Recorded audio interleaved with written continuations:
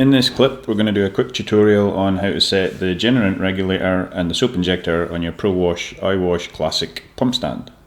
To do this you're going to need a 100 psi gauge, preferably on a small piece of hose with a 1/4 inch female flare adapter on the end. If you don't have one of these on site you can talk to Prowash and we'll send you everything you need to build one up. You're also going to need a small flathead screwdriver and a 9/16 open end spanner or a small adjustable spanner.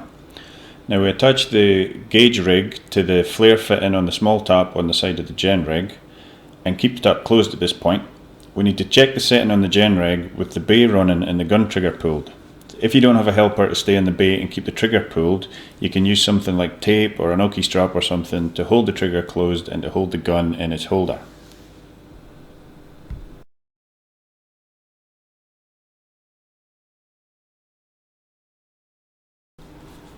Now you put some time on your bay and select the soap function.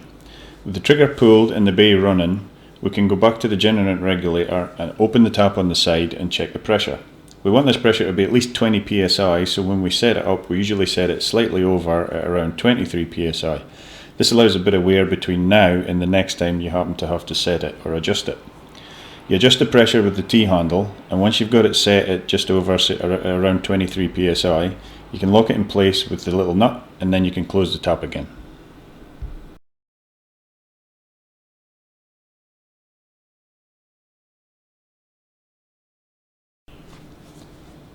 The next step is to adjust your soap injector. So we go back around to the front of the pump stand and with the little flathead screwdriver we adjust the main screw on the side of the soap injector. You need a bit of an ear for this, and you've also got to keep an eye on the pressure gauge.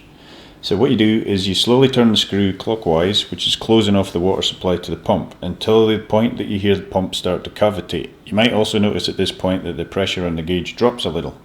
From here you very slowly go anti-clockwise with the screw, opening the water supply back up till you get to just the point where the pump stops cavitating.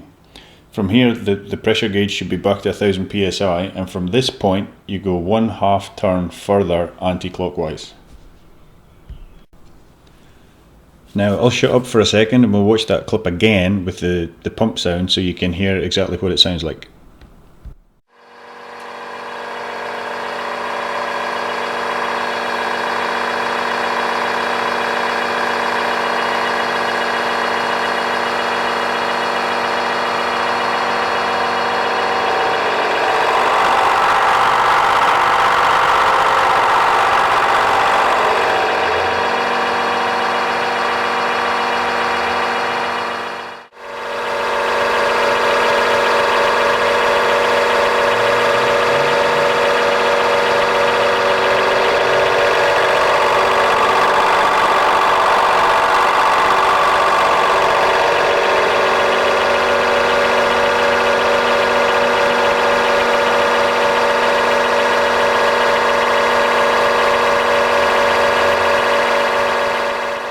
You'll notice there's also a small flathead stainless screw on the brown block on the underside of the injector.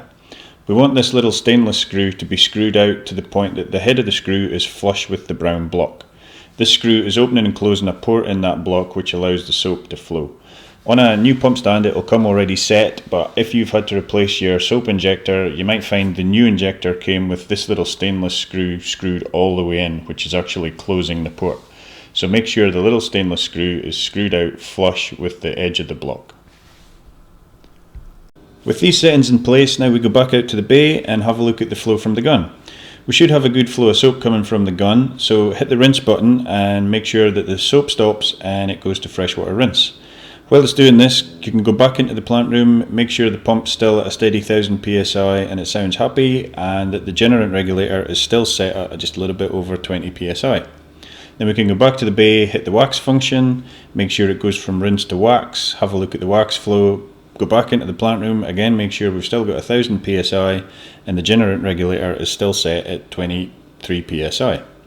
It's important to note that from these settings, if you want more or less soap and wax in the bay, not to try and achieve it by further adjustment on the main screw on the soap injector. What to do from this point is change the dilution ratio in your hydrominder tank by changing your tips. If you take the main adjustment screw out of the range that we've just set, you could potentially lose your venturi altogether, or worst case scenario, leave the pump in permanent cavitation. And nobody wants a cavitating pump. So there we go, how to set the Generant Regulator and Soap Injector on your Prowash pump stand. I hope this has been useful.